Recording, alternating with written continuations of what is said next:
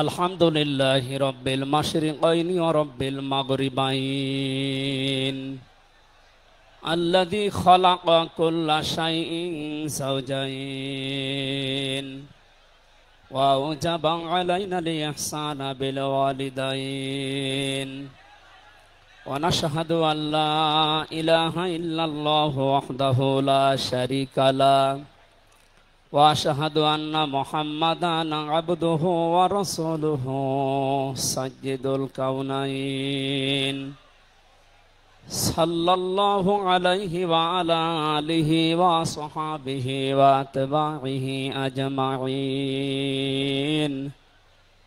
ليلا ونهارا في الطرفين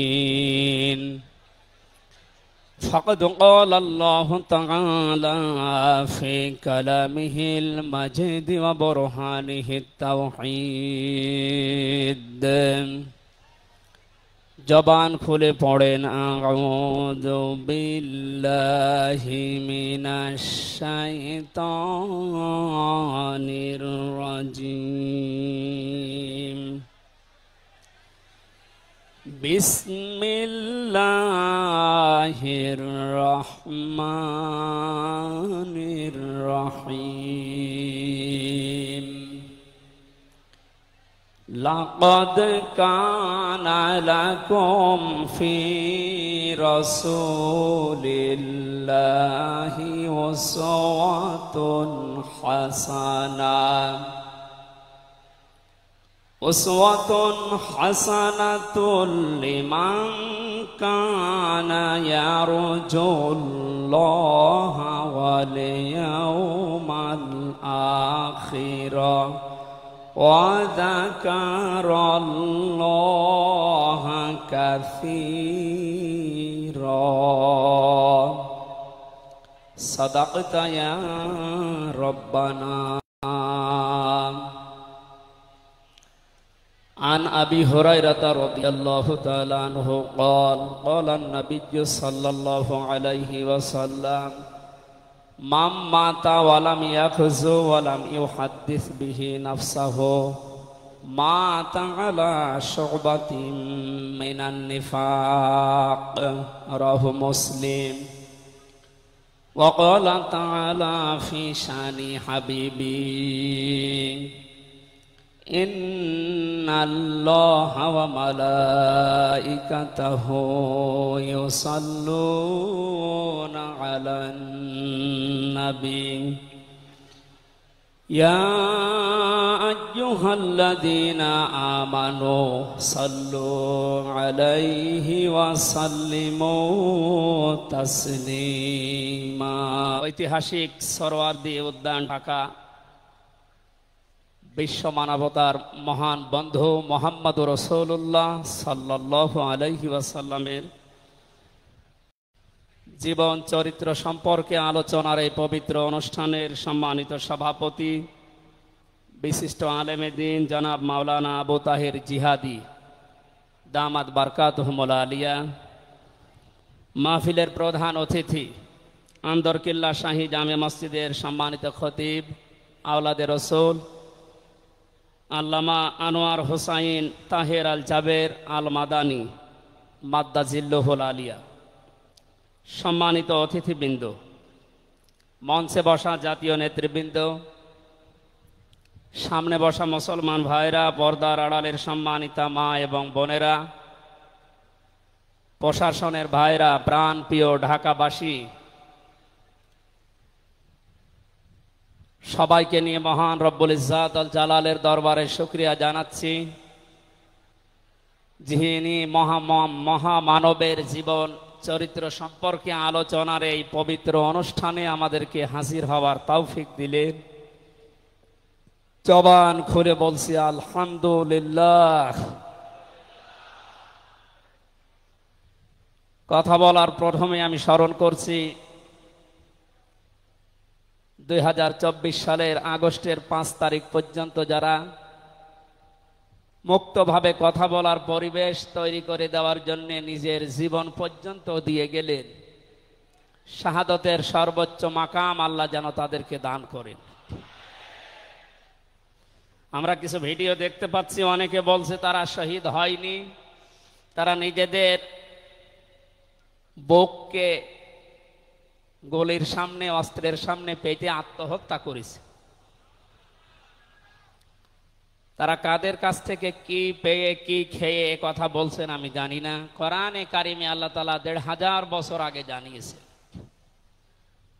শহীদ এর শব্দটা আমাদের এই বাংলাদেশ, ভারত, পাকিস্তানে যেভাবে ব্যবহার হয়, এটা এত সস্তা বিষয় না, অনেক দামি বিষয়। শহীদদের ব্যাপারে কথা যেন মানুষ উল্টা পাল্টা না বলে, এজন্য মানুষের মুখের উপরে আল্লাহ নোটিশ জারি করে দিয়েছে। আল্লাহ পাক বলেন, ওয়ালা তাকুলু লিমান ইউকতালু ফি সাবিলিল্লাহি আমওয়াত বাল আহইয়াউন ইনদা বাল আহইয়াউ ওয়ালাকিন লা তাশউরুন। সূরা বাকারার ১৫৪ নম্বর আয়াতে আমি যতগুলো তাফসীর পড়েছি, সব মুফাসসির আয়াতের ব্যাপারে একই বক্তব্য দিয়েছেন। আল্লাহ পাক তামাম দুনিয়ার সব মানুষের মুখের উপরে নোটিশ দিয়েছেন, ওয়ালা তাকুলু, কেউ এ কথা বলবা না যে মানুষগুলো আমি আল্লাহর জন্য জীবন দিয়েছে, এরা মারা গেছে, কথা কখনো বলবা না। কারণ তারা জীবিত এবং তারা, তোমরা এই বিষয়টা বোঝো না, উপলব্ধি করতে পারো না। মুখের পরে মানুষ যেহেতু অন্তর দিয়ে ধারণা করতে পারে, এজন্য আল্লাহ হৃদয়ের উপরে, অন্তরের উপরেও নোটিশ দিয়েছেন, ওয়ালা তাহসাবান্নাল্লাযীনা কুতিলু ফি সাবিলিল্লাহি আমওয়াতা বাল আহইয়াউন ইনদা রাব্বিহিম ইরযাকুন।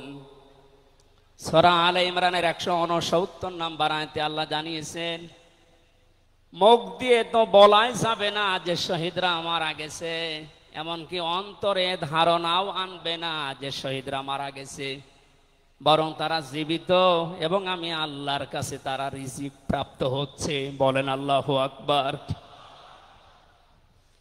এই আয়াতটা যে ১০০% বাস্তব। আমি কিছুদিন আগে গিয়েছিলাম গাইবান্ধা, বাংলাদেশ ইসলামী ছাত্র শিবিরের সদস্য ছিলেন ভাইটা। আগস্টের ৫ তারিখের আগে তিনি জীবন দিয়েছেন জালিমের বুলেটের সামনে। শহীদ সাব্বির হোসাইন, ১ মাস পরে তার কবর ভেঙে গিয়েছিল এই বৃষ্টির পানিতে। তাজা রক্ত কবর থেকে বের হতে দেখা গিয়েছে। একটা মানুষ যদি খাবার না খাবে তাহলে রক্ত পেল কোথায়? এজন্য এগুলো যারা ছড়াচ্ছেন, আমরা আশা করব এই বিষয়গুলো আর সামনে নিয়ে আসবেন না। আমরা কোরআনে কারিমের আয়াতের উপরে ১০০% বিশ্বাস করি এবং এ কথা বলি, জালেমের জুলুমের সামনে যারা নিজের জীবন পর্যন্ত দিয়ে গেলেন আগস্টের ৫ তারিখের আগ পর্যন্ত, প্রত্যেকেই শহীদ যাদের ঈমান আছে, এবং আল্লাহ তাদেরকে যেন শাহাদাতের সর্বোচ্চ মাকাম দান করেন। বলেন আমিন। কোথায় ছিলাম আমরা আর কোথায় আছি এখনো বাস্তবতা টের পান না। কিছুদিন আগে বাংলাদেশ জামাত ইসলামের কেন্দ্রীয় আমিরে জামাত ডক্টর শফিকুর রহমান কুষ্টিয়াতে গিয়েছিলেন। প্রায় ৫,০০০ মানুষকে নিয়ে তিনি একটা অনুষ্ঠান করলেন। যারা ১৬ জন শহীদ হয়েছিল কুষ্টিয়ায়, বাংলাদেশ জামাত ইসলামের পক্ষ থেকে ২ লক্ষ করে টাকা তাদের পরিবারের হাতে তিনি তুলে দিলেন। প্রায় ২.৫-৩ ঘন্টায় অনুষ্ঠানগুলো আমরা দেখলাম। বলেন তো, আগস্টের ৫ তারিখের আগে ৫,০০০ না, এরকম মানুষ যদি ৫ জন এক জায়গায় হয়তো ১৪টা মামলা হয়ে যেত। কোথায় ছিলাম আমরা আর কোথায় এখন পৌঁছিয়েছি, এরপরও যদি এটাকে কেউ নিয়ামত মনে না করে। গতকালকের একটা জরিপ আমি পেয়েছি, বাংলাদেশে ১০০ জনের ১৪ জন এখনো পর্যন্ত, আপা আপনি ঘাবড়াবেন না, আমরা নরম হয়ে যাই, এ দলে আছে। ১০০ জনের কতজন? 100 জনের 28 জন এখনো পর্যন্ত থালা নেওয়ার জন্য খুব তাড়াতাড়ি করছে। আমি নাম নাই নিলাম। আনন্দের বিষয়, 100 জনের 58 জন মানুষ এখন চাচ্ছে এদেশে আল্লাহর বিধান দিয়ে জমিনটা চলুক। আগস্টের 5 তারিখ খুব বেশি দিন যায়নি। এই কয়েকদিনের ব্যবধানে যদি এই অবস্থা সৃষ্টি হয়, এই জন্য আমার মনে হচ্ছে এদেশের অনেক মুনাফিকেরা বুঝে ফেলেছে বিষয়টা, এজন্য খুব তাড়াতাড়ি করছে যে থালা আমাদের হাতে দিন। আমার দাদা একটা গল্প বলতেন। এক লোক বিবাহ করার পরে বাসর রাতে বউকে রেখে একটু বাইরে গেছে। দাদি শাশুড়ি এসে বলছে, আমার কিন্তু পতি চাই, তুমি কি করবা আমি জানি না। নতুন বউ ডাক দিয়ে বলছে, দাদি শাশুড়ি আমার একটু সময় দেন, আপনার পতি হবে, অসুবিধা নেই। শাশুড়ি এসে বলছে, বৌমা আমার কিন্তু নাতি চাই। ঠিক আছে, আমার সময় দেবেন তো। দেবর আর ননদ এসে বলছে, ভাবি আপনি কি করবেন আমরা জানি না, আমাদের কিন্তু ভাতিজা চাই। কিছুক্ষণ পরে স্বামী এসে বলছে, বউ তুমি কি করবা আমরা জানি না, আমার বেবি চাই। বউ মাথা উঁচু করে বলছে, তোমরা কি সব পাগলের বংশ? আমার এখনো কিছুই হয়নি, এরপরে 10 মাস 10 দিন সময় লাগবে, তারপরে কারো বেবি চাই, কারো ভাতিজা চাই, কারো নাতি চাই, সব হবে। আমারে তো সময় দেবেন নাকি? 15.5 বছরে যে জঞ্জাল তৈরি হয়ে আছে, 1-1.5 মাসে পরিষ্কার করা সম্ভব? আপনি কি মনে করেন? যারাই দায়িত্ব পেয়েছে ছাত্র জনতার হাত থেকে, দেশের মানুষের হাত থেকে, তাদেরকে তো একটু সময় দেবেন নাকি? কুষ্টিয়াতে বাংলাদেশ জামাতে ইসলামের শ্রদ্ধাভাজন আমির উনি সাংবাদিকদের জানিয়েছেন, আমরা সম্মানজনক এবং যুক্তিপূর্ণ সময় তাদেরকে দিতে চাই, যেন দিনের ভোট আর রাতে না হয়। কথা বলেন না কেন? সুতরাং সম্মানজনক সময় নিয়ে তারা ঠিক ব্যবস্থা করবে। যারা খুব তাড়াতাড়ি করছেন, 10 মাস 10 দিন সময় দেবেন না, এমনিতেই বেবি অনেকে ফ্লাক্সি লোড করে নিয়ে আসবে বাড়ি থেকে। সুতরাং আমরা চাচ্ছি, সংস্কার যখন আরম্ভ হয়েছে দেশে, 1628টা চেয়ার আছে এই দেশের, মেন চেয়ার, এই চেয়ার না, যিনি পালিয়েছে তার চেয়ার থেকে শুরু করে এদেশের ওসি সাহেবের চেয়ার পর্যন্ত আপনি গণনা করবেন, 1628টা চেয়ার হয়। আমরা চাই খুব তাড়াতাড়ি যারা দায়িত্বে আছেন এই 1628টা চেয়ার যেন খুব তাড়াতাড়ি পরিবর্তন করা হয়, কারণ এগুলো সব ওই জালেমদের দোষ। এগুলো পাল্টিয়ে বৈষম্যের শিকার হয়ে 15.5 বছর যারা ওএসডি হয়েছিলেন, যারা নিজেদের চেয়ার পর্যন্ত পৌঁছাতে পারে নাই, আমরা চাই তাদেরকে এই সমস্ত জায়গাগুলোতে দেওয়া হোক। জালেমদেরকে আল্লাহ হেদায়েত দেয় না, তার বাস্তব প্রমাণ কালকের একটা কল রেকর্ড। একজনের জন্মদিন নাকি গোপালগঞ্জে পালন করতে দেয়নি এক ওসি সাহেব, এজন্য বাইরের দেশ থেকে তাকে হুমকি দিচ্ছে যে তার নাম লিস্ট করে রাখো, আমি যদি কোনোদিন আসি তার খবর করব। আমি কথাটা শোনার পরে মিলালাম, আল্লাহু লা ইয়াহদিল কওমাজ জালিমিন। আল্লাহ যে ইহদি দিয়েছেন মোজারে, বর্তমান ভবিষ্যৎ, প্রেজেন্ট ফিউচার, আল্লাহ তাআলা জানিয়েছেন যে আমি জালেমদেরকে হেদায়েত দিচ্ছি না, দেবও না। কালকের কল রেকর্ড শোনার পরে আমার মনে হচ্ছে ওনার কপালে হেদায়েত নেই এবং আল্লাহ দেবেও না। নয়তো এত কিছু হওয়ার পরেও এই লোকটা হুমকি দিতে পারে, আপনার বিশ্বাস হয়? হেদায়েত চাই না, কারণ আমরা হেদায়েত চাইলেও আল্লাহ দেবেন না। জালেমদের হেদায়েত দেবেন না, আল্লাহ নিজে জানিয়েছেন। কারণ জালেমদের বিরুদ্ধে মামলা দায়ের করবে আল্লাহ নিজে। এটা আমি বানালাম। সূরা শুরা 25 নম্বর পারা 6 নম্বর পৃষ্ঠার 13 নম্বর লাইনের 42 নম্বর আয়াতে আছে, ইন্নামাস সাবিলু আলাল্লাযিনা ইয়াযলিমুনান নাস ইলা আখির আয়া। আল্লাহ পাক বলেন, অবশ্যই আমি আল্লাহ নিজে মামলা দায়ের করব, কেস করব, অভিযোগ দাখিল করব তাদের বিরুদ্ধে যারা মানুষ হয়ে মানুষের বিরুদ্ধে জুলুম করে। আল্লাহ ইয়াজলিমুন আল মুসলিমুনা দেননি, যে মুসলমানদের উপরে যারা জুলুম করে, ইয়াজলিমুনা নাস দিয়েছেন, যারা মানুষের উপরে জুলুম করে, অত্যাচার করে, এরা আমির হামজার মামলার আসামি না, এরা সরাসরি আল্লাহর মামলার আসামি। 1628 জন যারাই ছিলেন, আর আপনারা কিন্তু বাংলাদেশের কারো মামলার আসামি না, সবাই এখন আল্লাহর মামলার আসামি। মামলার বাদী যত বড় হয়, মামলা তত কঠিন হয়, এবং জামিন পাওয়াও তত কঠিন হয়। আপনারা জানেন আমি 3টি বছর জেলে ছিলাম। আমার যে মামলা ছিল, আমার মনে হয় যদি সাজাও লাগিয়ে দিত সর্বোচ্চ 3 মাস।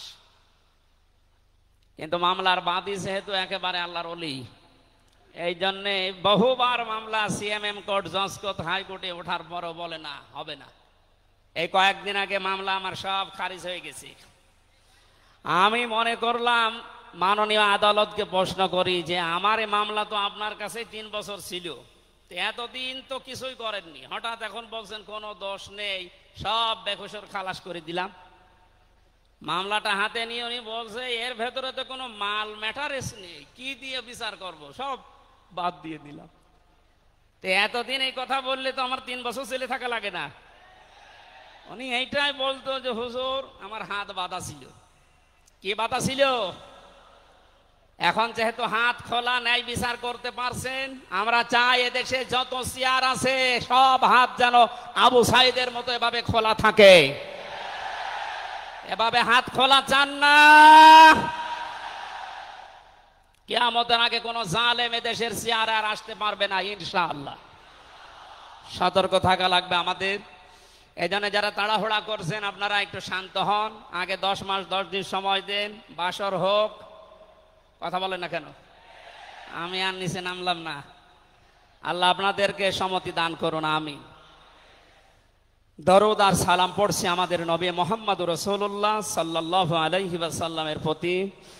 আজকে সেই বিকাল 3টা থেকে শুরু করে রাত 9টা পর্যন্ত এদেশের পতিত দশা আলেমদের মুখে, ইসলামিক চিন্তাবিদদের মুখে এবং জাতীয় নেতৃবৃন্দের মুখে আপনারা নবীর সিরাত সম্পর্কে বিভিন্ন কথা শুনতেছেন। আমি লাইভ দেখছিলাম। আমার আজকের আলোচনার বিষয় রাসূল সাল্লাল্লাহু আলাইহি ওয়াসাল্লাম কেন একমাত্র আদর্শ। এই পয়েন্টের উপরে কোরআন শরীফ থেকে, হাদিস থেকে আমি 18টা পয়েন্ট বের করেছি। খুব সংক্ষেপে এর উপরে আপনাদের সামনে কথা উপস্থাপন করার চেষ্টা চালাবো ইনশাআল্লাহ। ওমা তাওফীকি ইল্লা বিল্লাহ। জবান খুলে কোরআনের এই সোনালী আয়াতটা একটু পড়েন। আউযু বিল্লাহি মিনাশ শাইতানির রাজিম। বিসমিল্লাহির রহমানির রহিম।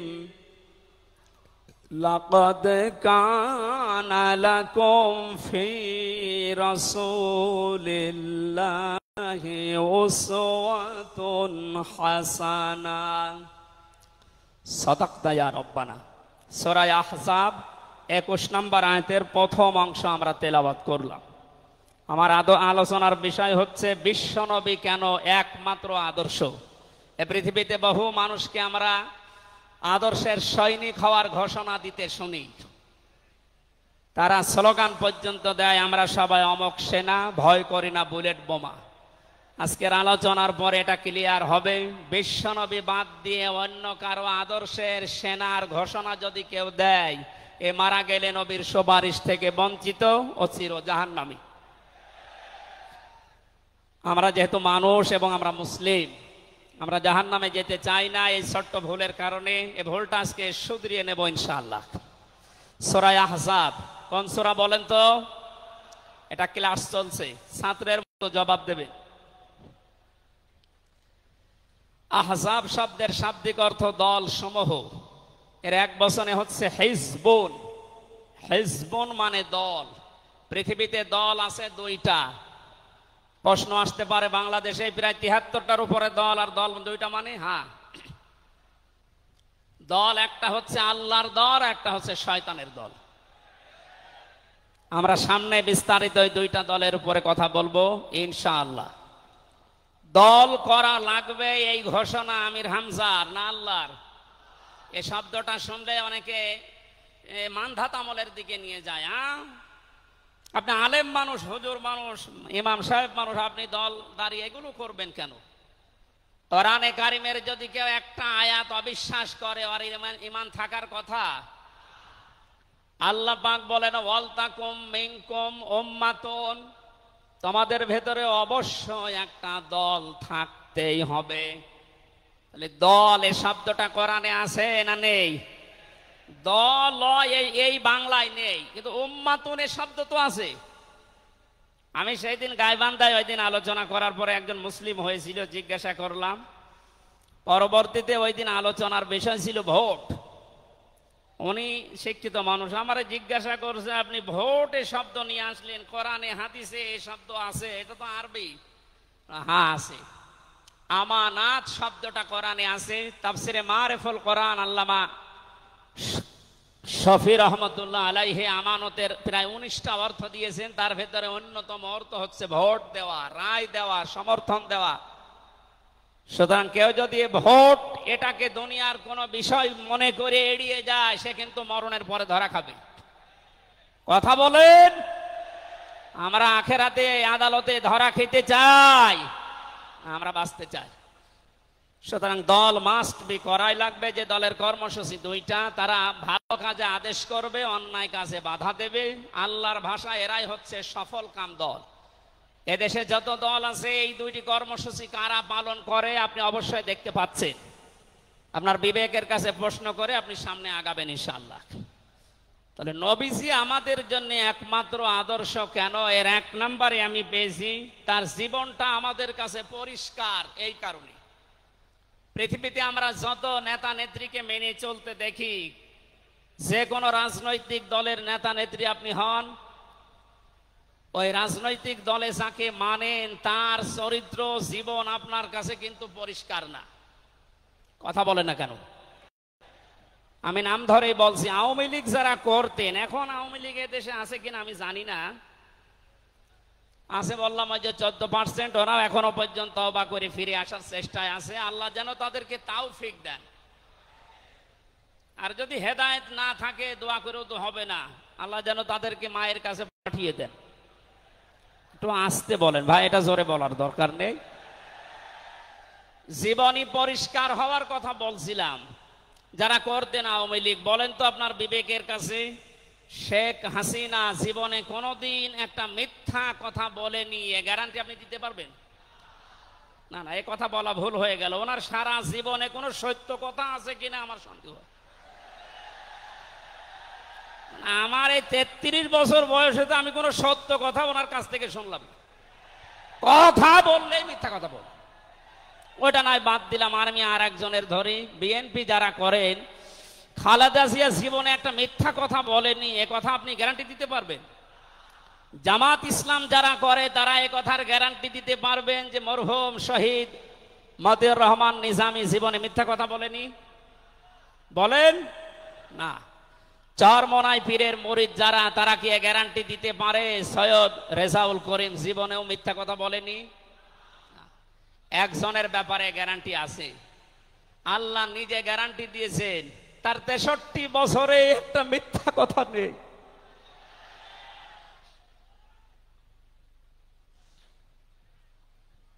এই জন্য বিশ্বনবী আমাদের একমাত্র আদর্শ হওয়ার কারণ এই যে জীবনে 63 বছরে একটাও মিথ্যা কথা বলেননি। জোরে বলেন আল্লাহু আকবার।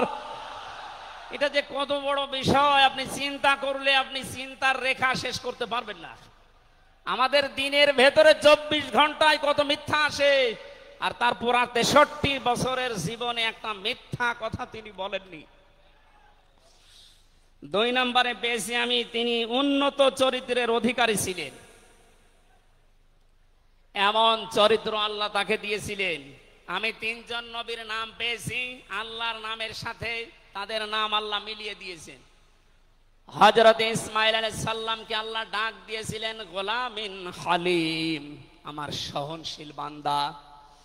হযরত ইসহাক নবীকে আল্লাহ বলেছিলেন গোলামিন আলিম, আমার জ্ঞানী বান্দা। আর মুহাম্মদুর রাসূলুল্লাহকে আল্লাহ ডাক দিয়েছেন ওয়া ইন্নাকা লাআলা খুলুকিন আযীম। জোরে বলেন আল্লাহু আকবার। বৃষ্টি হচ্ছে না বাইরে?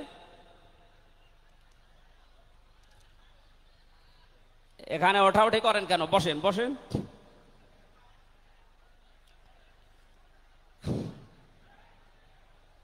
এই কোরআনের আলোচনার ভেতরে কথা বললে কিন্তু গুনাহ হবে ভাই, কথা বলা যাবে না। কষ্ট হলে ওইভাবে থাকেন, কথা বলবেন না। 3 নম্বরে পেয়েছি আমি সূরা ইউনূসের 58 নম্বর আয়াতে আল্লাহ তাআলা জানিয়েছেন বিশ্ব নবী তোমাদের জন্য একমাত্র আদর্শ হওয়ার কারণ তিনি শ্রেষ্ঠ সম্পদ। قل بفضل الله وبرحمته فبذلك فليفرحوا هو خير مما يجمعون। নবী আপনি বলুন, তামাম দুনিয়ার মানুষেরা যা গেইন করে, যা অ্যাচিভ করে, যা অর্জন করে, যা কিছু পেয়ে আনন্দে আছে, আমি আল্লাহর কাছে এই পৃথিবীর শ্রেষ্ঠ সম্পদ হচ্ছে আপনি। জোরে বলেন আল্লাহু আকবার। সুতরাং আপনার আদর্শ পেয়েছে যারা, সে মানুষগুলো যেন আনন্দে থাকে, তারা যেন খুশি হয়। এই জন্য আগস্টের 5 তারিখের আগ পর্যন্ত এদেশের 100 জনের মাত্র 15 জন মানুষ বিশ্ব নবীকে একমাত্র আদর্শ মানতেন। তারা খুশি ছিলেন, রাজি ছিলেন। মাত্র 1 মাস কয়েক দিনের ব্যবধানে এই যে 100 জনের এখন 58 জন মানুষ বিশ্ব নবী ছাড়া আর কাউকে বুঝতে চাচ্ছে না। সময়টা যেতে দেনে দেশের 100 জনের 100 জন মানুষ চাইবে বিশ্ব নবী ছাড়া কারো আদর্শ মানি না। ওকে সংক্ষেপ করছে আমাদের প্রধান অতিথি এসে পড়েছেন। এই জন্য 4 নম্বরে পেয়েছি এই পৃথিবীর ময়দানে বিশ্ব নবী মুহাম্মদুর রাসূলুল্লাহ হচ্ছেন আল্লাহর পক্ষ থেকে আমাদের জন্য, বিশেষ করে মুমিনদের জন্য সবচাইতে বড় অনুগ্রহ। সূরা আলে ইমরানের 164 নম্বর আয়াতে আল্লাহ ঘোষণা দিচ্ছেন লাকাদ মান্নাল্লাহু আলাল মুমিনিনা ইয লাকাদ মান্নাল্লাহু আলাল মুমিনিনা ইয বাআসা ফীহিম রাসূলা ইলা আখির আয়াত। অবশ্যই মুমিনদের জন্য এই পৃথিবীর ময়দানে বিশ্বনবী মুহাম্মদুর রাসূলুল্লাহ আল্লাহর পক্ষ থেকে একটা অনুগ্রহ। আমরা এক একটা আয়াতের ভেতরে বিভিন্ন তাফসীর অনুযায়ী যত কথা আল্লাহ জানিয়েছেন নবীর সম্পর্কে, প্রচন্ড গরম, আপনাদের কষ্ট হবে যেন আমি খুব সামারাইজ করছি। 6 নম্বরে পৃথিবীর ময়দানে বিশ্বনবী একমাত্র আদর্শ হওয়ার পেছনে কারণ এই, তিনি গোটা জাহানের জন্য ছিলেন একমাত্র রহমত।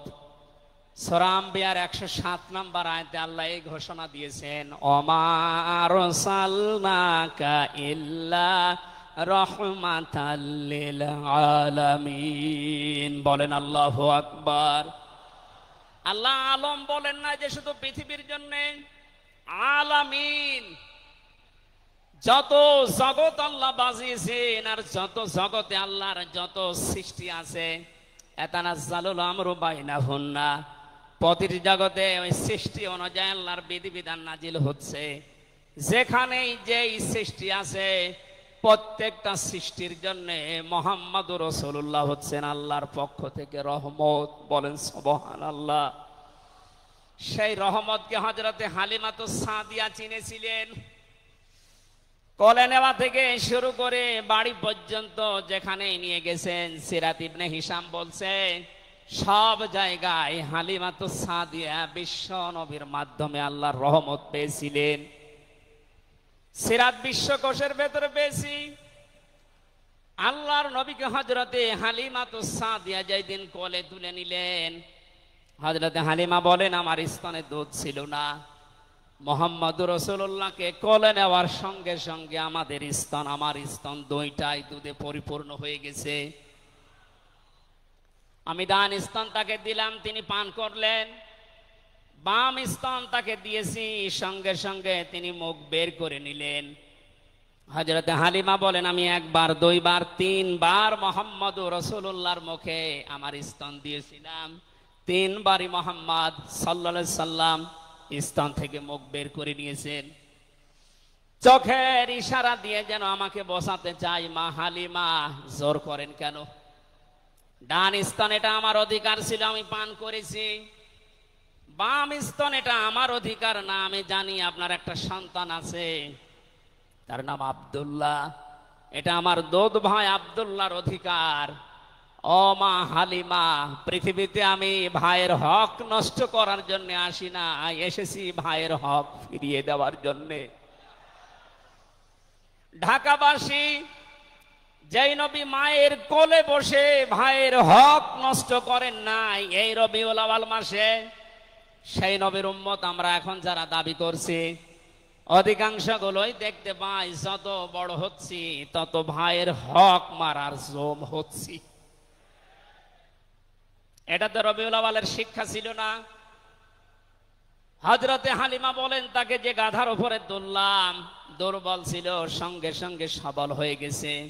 বাড়িতে পৌঁছাতে দেরি, কুয়ায় পানি ছিল না, কুয়া ভর্তি হয়ে গেছে। খেজুর গাছে খেজুর ছিল না, বিশ্বনবী মুহাম্মদুর রাসূলুল্লাহ যেহেতু রহমত, আমার খেজুর গাছে খেজুর পরিপূর্ণ হয়ে গেছে।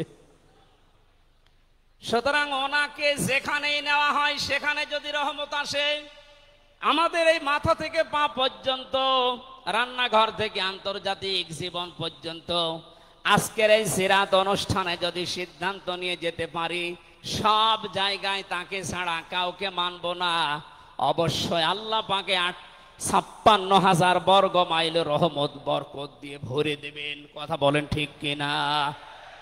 আল্লাহ যেন এটা দেন আমাদের মাধ্যমে, বলেন আমিন। 6 নাম্বারটা 7 নাম্বারটা খুব গুরুত্বপূর্ণ, এইটার ব্যাখ্যা করার জন্য আমি 8-10 মিনিট সময় নিলাম, একটু খেয়াল করবেন। বিশ্বনবী আমাদের একমাত্র আদর্শ, এই কারণে 7 নাম্বার পয়েন্টে আমি কোরআন থেকে নিয়েছি। গণা মাপের গ্যারান্টি শুধু তার আদর্শ অনুসরণের মাধ্যমে। পৃথিবীতে বহু মানুষ আছে, বহু বিশ্ব নেতার দাবি অনেকে করছে, অনেকে বিশ্ব মানবতার দাবি করছে, অথচ বিশ্ব নেতা হওয়ার জন্য যে 7টা কোয়ালিটি লাগে আমরা অধিকাংশ মানুষের ভেতরে পাই না, আন্দাজে শুধু ঢোল বাজায়। এ পৃথিবীতে বিশ্ব নেতার দাবি করতে পারেন নবীরা, রাসূলরা। কথা বলেন ঠিক কিনা? এই পৃথিবীতে বিশ্ব নেতৃত্ব দেওয়ার দাবি করতে পারে নবী রাসূলরা। এ কথার সাথে একমত আছেন? আমরা একজন নবীর নাম বলছি, হযরত ঈসা রূহুল্লাহ। তিনি জন্মের পরে তার জাতির লোকেরা তাকে অবৈধ, হারামজাদা, এরকম উল্টা পাল্টা নাম দিয়ে ডাকতো। হযরতে মরিয়ম আলাইহিস সালামের কাছে যখন জিজ্ঞাসা করেছে জাতির লোকেরা, বিয়ে হয়নি, সন্তান পেলে কোথায়, খুব খেয়াল করে শুনবেন। হযরতে মরিয়ম ইশারা দিয়েছিলেন দোলনার দিকে, ফাশারাত ইলাইহি ক্বালু কাইফা নুকাল্লিমু মান কানা ফিল মাহদি সাবিয়্যা। তিনি ইশারা দিয়ে বললেন, এই যে দোলনায় যে ছেলেটা আছে ওকে জিজ্ঞাসা করো ওর জন্মের পরিচয় বলতে পারবে। ওরা বলছে ছোট্ট বাচ্চা কথা বলবে কি করে? সঙ্গে সঙ্গে দোলনা থেকে হযরতে ঈসা তার এই জাতির লোকের এই কথার উত্তর দিয়েছেন, জবাব দিয়েছেন, ক্বালা ইন্নী আবদুল্লাহ আতানিয়াল কিতাবা ওয়া জাআলানি নাবিয়্যা ওয়া জাআলানি মুবারাকান আইনামা কুনতু ওয়া আওসানি বিস-সালাতি ওয়াজ-যাকাতি মা দুমতু হাইয়্যা। বলেন আল্লাহু আকবার। দোলনা থেকে হযরত ঈসা বললেন, আমি অবৈধ সন্তান না, আমি জারজ না, আমি আল্লাহর বান্দা। আল্লাহ পাক আমাকে জামানায় নবী করে পাঠিয়েছেন এবং আমাকে সামনে কিতাব দেবেন। আমাকে তিনি ওসিয়ত করেছেন, আদেশ দিয়েছেন, আমি যেন সালাত আদায় করি, যাকাত আদায় করি, যতদিন আমি জীবিত আছি আমার মা আর বাবার সাথে, মায়ের সাথে যেন আমি ভালো ব্যবহার করি। এখানে কয়েকটা পয়েন্টের দিকে তাকান। হযরতে ঈসা তিনি নিজের পরিচয় দিতে গিয়ে প্রথমে বললেন, আমি আব্দুল্লাহ, আল্লাহর বান্দা। আল্লাহ আমাকে জামানার নবী করে পাঠিয়েছেন এবং কিতাব সামনে আমাকে দেবেন। আজ পৃথিবীর ময়দানে যারা বিশ্ব নেতা হওয়ার কথা জানায়, যাদেরকে দাবি করা হয়, দেখেন তো এ মানুষগুলোর বাবা এক ধর্মের, মা আর এক ধর্মের। জন্ম আপনার আগে বৈধ হওয়া লাগবে, এরপরে বিশ্ব নেতা। যে 7টা পয়েন্ট আছে আয়াতের তাফসিরে, অত জোরে বলার দরকার নেই, আপনি বুঝলেই হবে। বিশ্ব নেতা হওয়ার জন্য প্রথম কোয়ালিটি থাকবে, আপনার জন্ম হওয়া লাগবে বৈধ। এ পৃথিবীর প্রত্যেকটা নবীর জন্ম ছিল বৈধ, কোন নবী অবৈধ না। কথা বলেন। অথচ এখন অনেককে এমন দাবি করে আকাশে তোলা হচ্ছে যার মা এক ধর্মের, বাবা আর এক ধর্মের। আমি বাকি 6টা নাই বললাম। ঢাকাবাসী, এবার আসেন তো সূরা আলে ইমরানের 131 নম্বর আয়াতের এই ব্যাখ্যাটা বলার জন্য আমি এই আশপাশে যাচ্ছিলাম। বিশ্ব নবীকে অনুসরণ করলে জীবনের গুনাহ মাপের গ্যারান্টি দিয়েছেন কে?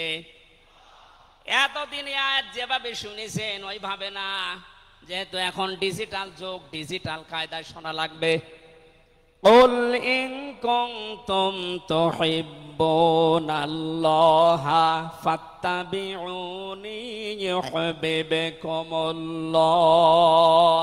ওয়া ইয়াগফির লাকুম যুনুবাকুম আল্লাহু গফুরুর রহিম। এটা তাফসিরে ফি জিলালিল কোরআনে সাইয়্যিদ কুতুব বিস্তারিত দিয়েছেন, আমি শুধু ইঙ্গিত দিচ্ছি, একটু তাকান।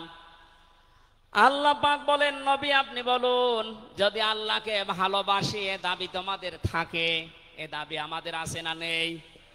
আল্লাহকে আমরা ভালোবাসি এ দাবি আছে না নেই? আল্লাহ বলেন দাবি যারা করে তাদেরকে আপনি বলেন যে ফাত্তাবিউনি, তারা যেন আপনার অনুসরণ করে।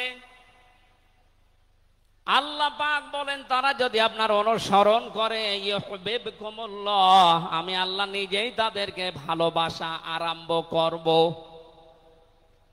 আমি যদি কাউকে ভালোবাসি তার জীবনের অপরাধগুলো মাফ করে দেই, আমি গফুর, আমি রহিম। এ পর্যন্ত বাংলা অর্থ ছিল। এবার আসেন ব্যাখ্যায়। এদিকে আসেন আপনারা, এদিকে আসেন। ফাত্তাবিউনি, আমার অনুসরণ করো, আমাকে দেখে দেখে চলো। এখন এই অনুসরণ করা লাগবে কি নবীজির জীবনের আংশিক না পূর্ণাঙ্গ? আরো জোরে বলেন, আংশিক না পূর্ণাঙ্গ? আব্দুল্লাহ ইবনে উবাইয়ের দিকে তাকান, এ লোকটা অনুসরণ করেছিল কিন্তু আংশিক।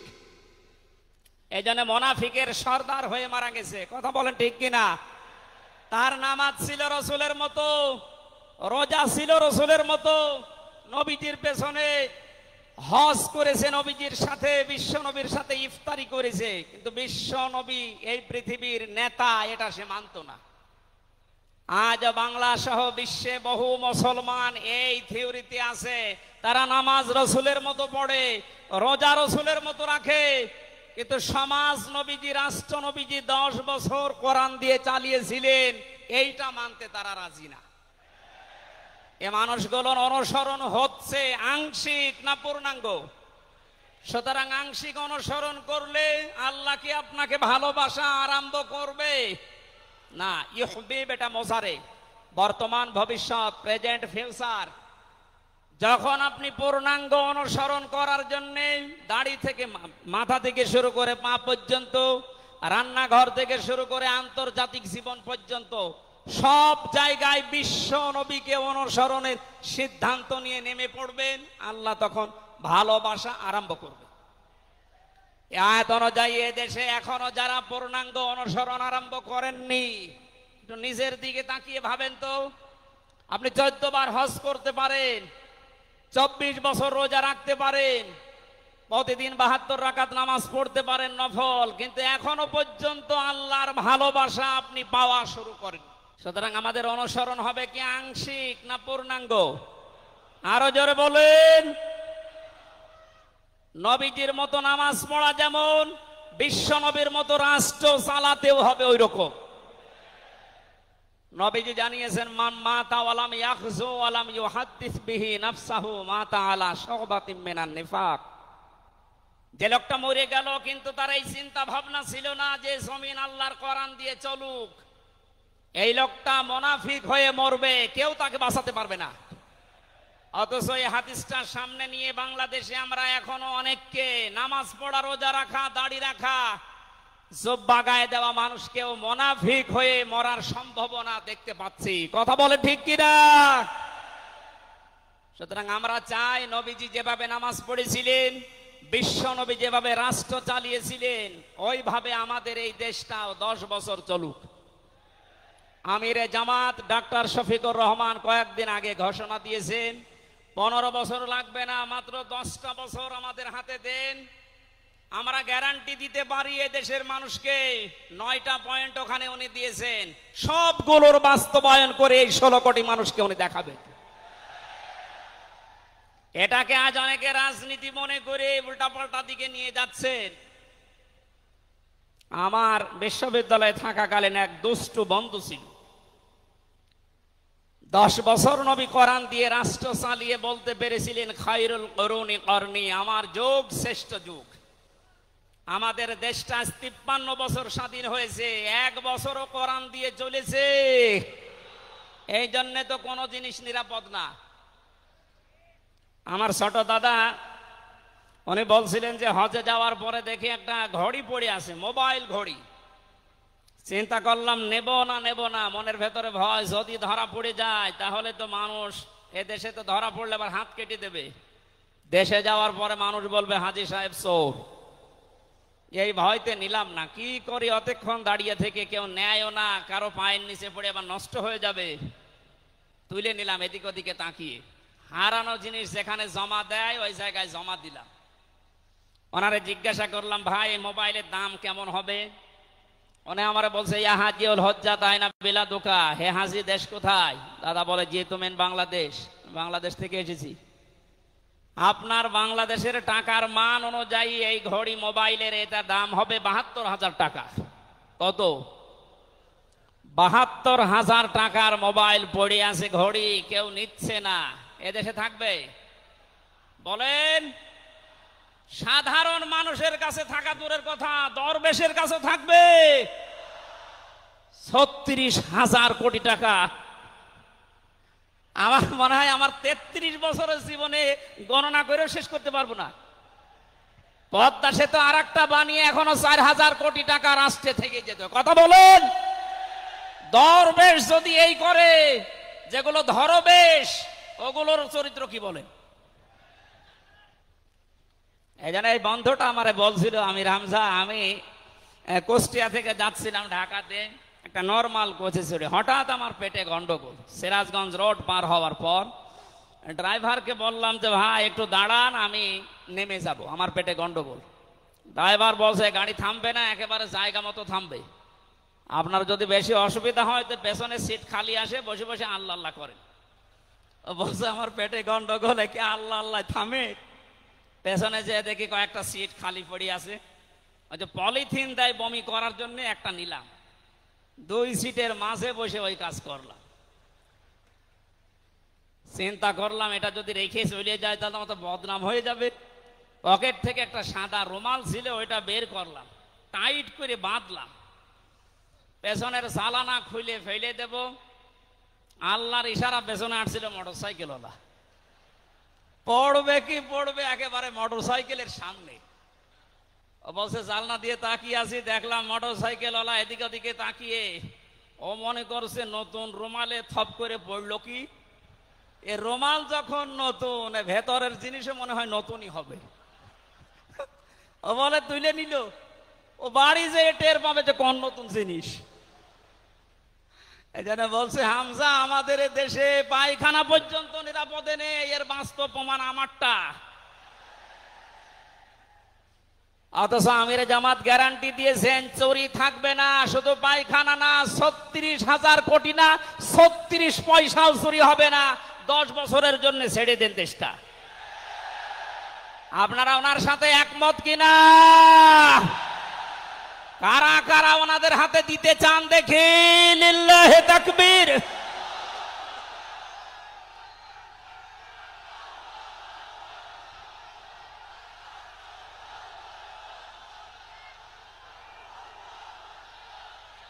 আলহামদুলিল্লাহ ভাই, এটা রেকর্ড হচ্ছে। এটা শুধু এই সামিয়ানার নিচে নেই, 18 কোটি মানুষ শুনতেছে। যারা এই ময়দানের থেকে হাত তোলা দেখে তারাও হাত তুলেছে। আমরা চাই এই হাত যেন আল্লাহর জন্য আপনারা তোলেন, মানুষকে দেখানোর জন্য না।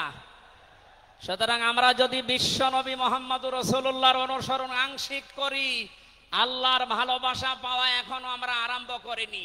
এই হিসাবে দেশের অনেক পীর, অনেক ইমাম, অনেক খতিব, অনেক আলেম, অনেক জনতা এখনো আল্লাহর ভালোবাসা পাওয়া আরম্ভ করেনি। গোনা মাফ, জান্নাত তো দূরের কথা।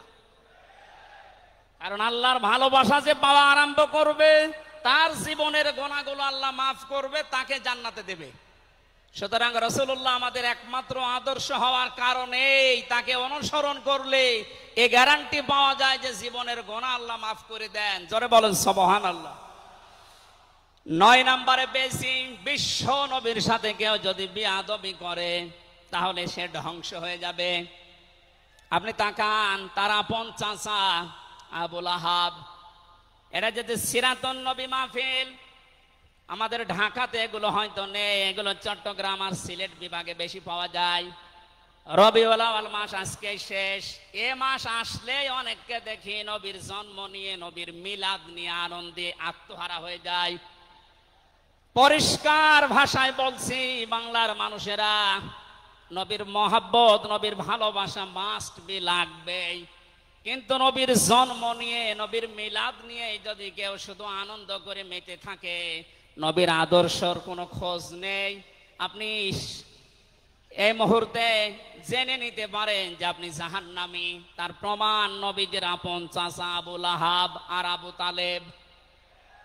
এই দুইজন চাচা নবীর আদর্শ পেয়ে খুশি ছিল না, তারা নবীর জন্ম পেয়ে খুশি ছিল। নবীর মিলাদে, নবীর জন্মে তারা এত খুশি হয়েছিল, আবু লাহাব নিজের কাজের মেয়েকে পর্যন্ত আজাদ করে দিয়েছিল। আবু তালিব নিজের সন্তান হযরতে আলীকেও কাছে রাখতো না। আল্লাহর নবীর জন্মে লোকটা এত বেশি খুশি হয়েছিল, যতদিন পর্যন্ত তার আন্ডারে ছিল নবীজি, ততদিন নিজের ছেলে বাদ দিয়ে বিশ্ব নবীকে কাছে রেখে ঘুমাতো। অথচ তাদের পুরা দুইজনের জীবন আমি পড়ে দেখেছি। দুইজন চাচা, বিশ্ব নবী মুহাম্মদুর রাসূলুল্লাহর দুইজন চাচা শুধু নবীর জন্ম মিলাদ নিয়ে আনন্দে ছিল, আদর্শ পেয়ে তারা আনন্দ করে নাই, মেনে নেয় না। এই জন্য দুইজনেই জাহান্নামী। বলেন নাউজুবিল্লাহ। সিস্টেম অপর পৃষ্ঠায় দেখুন, আরো দুইজন চাচার নাম আমরা জানি, হযরতে হামজা, হযরতে আব্বাস রাদিয়াল্লাহু তাআলা আনহুমা। এই দুইজন চাচা শুধু নবীর জন্মে মিলাদে খুশি ছিলেন না, তারা নবীর আদর্শ পেয়ে খুশি হয়েছিলেন। এই জন্য দুইজনেই জান্নাতি। বলেন সুবহানাল্লাহ।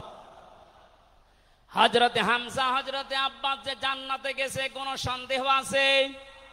আল্লাহ কোরআনের আয়াত নাযিল করেছেন তাদের নামে, রাদিয়াল্লাহু আনহুম ওয়া রাদু আন। আল্লাহ পাক বলেন আমি তাদের উপরে রাজি হয়ে গেছি যেমন তারা আমার উপরে রাজি।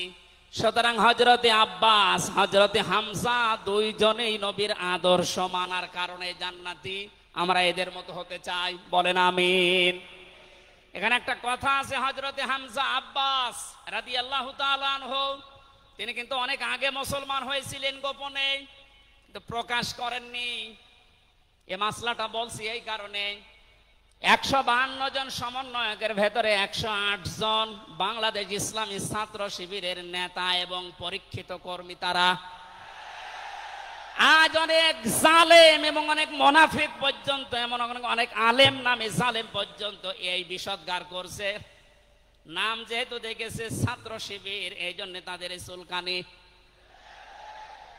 কেন ওরা এতদিন পরিচয় প্রকাশ না করে এই কাজ করলো? ওরা মুনাফিক, ওরা শয়তান। যেখানে বিশ্বজিতের মতো হিন্দু সে রেহাই পায় না, সেখানে পরিচয় দিয়ে মার খাবে। সুতরাং সাদিক সাহেব এবং এস এম ফরহাদ ভাই সহ যারা পরিচয় গোপন করে এই জালেমের বিদায়ের জন্য এই বিপ্লব আমাদেরকে এনে দিয়েছেন, তাদেরকে প্রত্যেক থানায়, জেলায়, রাজধানীতে সংবর্ধনা দেওয়া দরকার।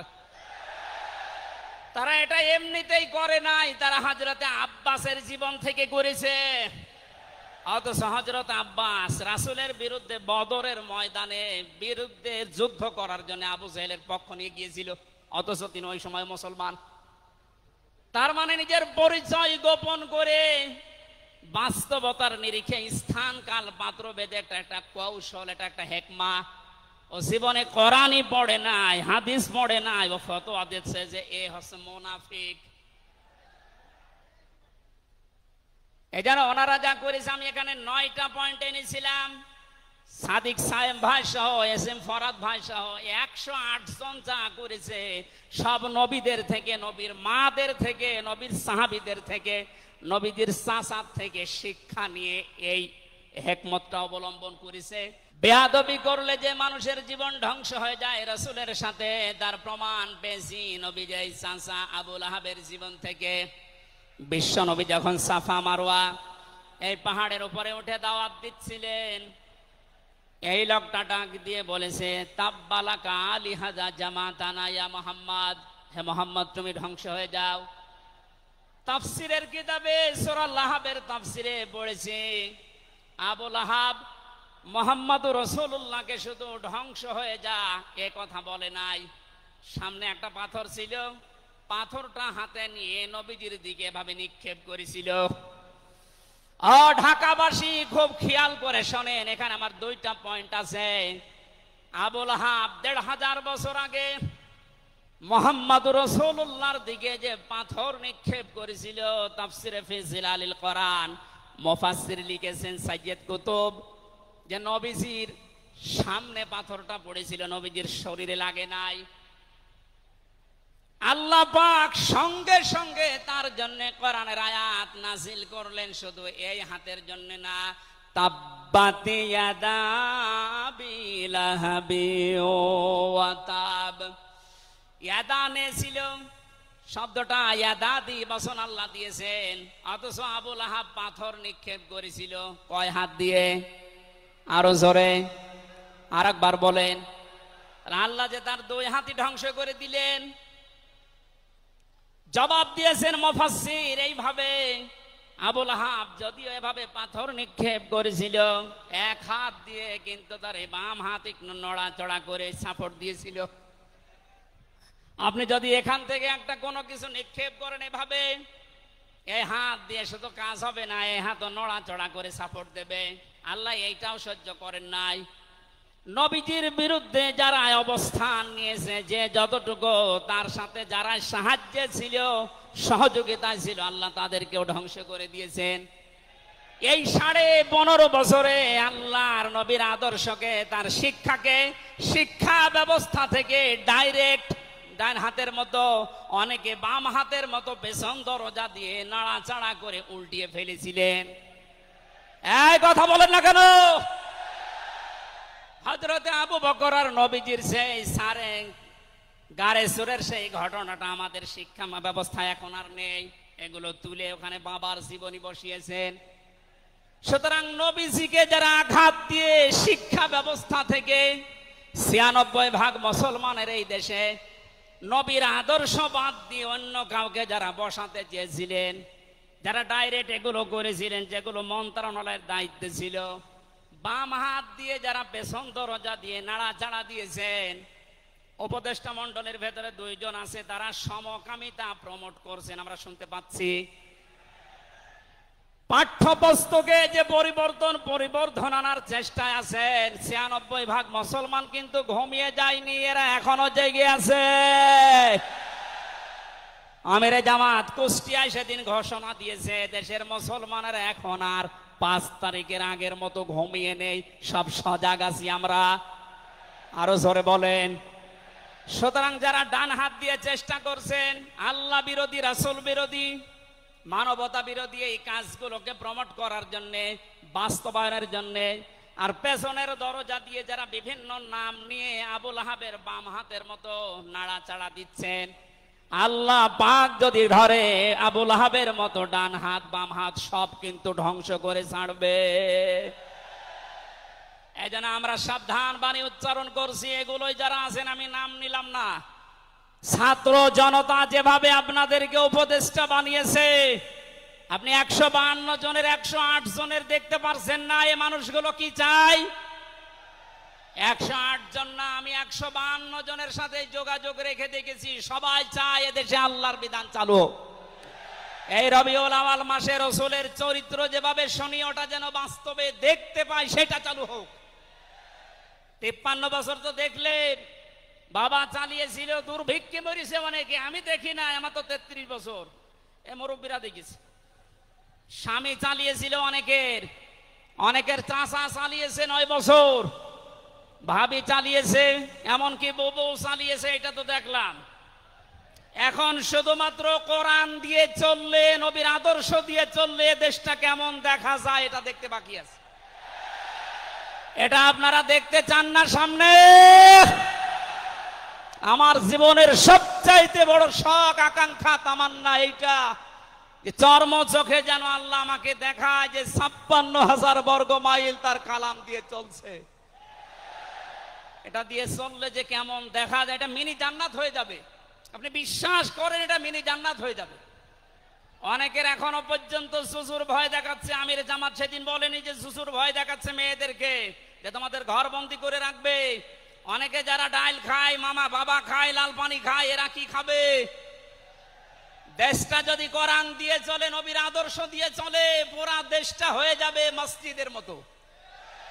মসজিদে প্রবেশ করলে যত বড় বিড়ি খোর হোক, যত বড় ডাইল খোর হোক, যত বড় বাবা খোর হোক, আর লাল পানি যেই খায়, ওই পরিবেশে গেলে কেউ কি চাইবে যে একটু লাল পানি খাই? কারণ পরিবেশটাই রহমত দিয়ে ভরপুর। কথা বলেন ঠিক কিনা? এই জন্য মসজিদে প্রবেশ করতে হলে আল্লাহর রহমত আমরা কামনা করি। আল্লাহুম্মা আফতাহলি আবওয়াবা রহমাতিক, পুরা জায়গাটাই রহমত দিয়ে ভরপুর। আল্লাহর কোরআনের বিধান সেখানে চলে, এজন্য পুরা জায়গাটা রহমত দিয়ে ভরপুর করা। এই দেশটায় যদি আল্লাহর বিধান চালু হয়, রাসূলের আদর্শ চালু করতে পারি আমরা, পুরা দেশটা হয়ে যাবে মসজিদের মতো। তখন আর লাল পানি খেতে, বিড়ি খেতে আপনার মনে চাইবে না ইনশাআল্লাহ। আল্লাহ পাক বলেন, ওমান আহসানু কাওলাম মিম্মান দাআ ইলাল্লাহি ওয়া আমিলা সালিহান ওয়া ক্বালা ইন্নানি মিনাল মুসলিমিন। ওই লোকটার কথার চাইতে আর উত্তম কথা কে বলে দুনিয়ায়? যে লোকটা আল্লাহর দিকে মানুষকে ডাকে, নিজে ভালো ভালো কাজের আঞ্জাম দেয়, আর নিজে পরিচয় ওপেন করে যে আমি একজন মুসলমান। আমি কি বাংলার মুসলমানেরা? আপনি আয়াতের দিকে 3টা বিষয় খেয়াল করেন। এদেশে কম বেশি আমরা 96% যেহেতু মুসলমান, এই জন্য আল্লাহর দিকে আমরা ডাকি, এটা আমি মেনে নিলাম। 2 নম্বরে ভালো ভালো কাজের আঞ্জাম আমরা নিজের জায়গা থেকে,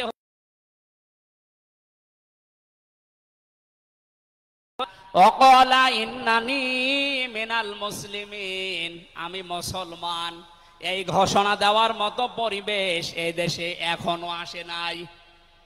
কথা বলেন। এখন এমন জায়গা অনেক আছে যেখানে আমি মুসলমান, এ কথা বলা এখনো সম্ভব না।